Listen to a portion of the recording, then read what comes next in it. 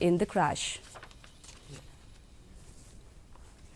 Meghalaya Chief Minister Conrad Sangma on Saturday chaired a meeting in Tura on the roster system. State cabinet ministers and around 18 different groups and unions are present during the meeting. Speaking to the media after the meeting, Chief Minister said that in the next 2 to 3 days' time, the cabinet will take its decision to move forward in the implementation of roster.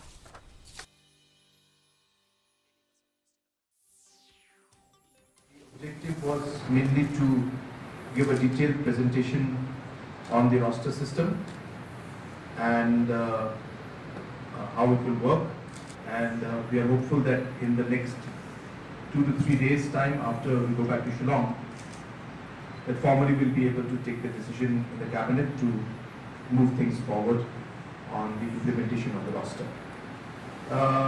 During the discussion, there were also some members who had raised issue about reservation policy.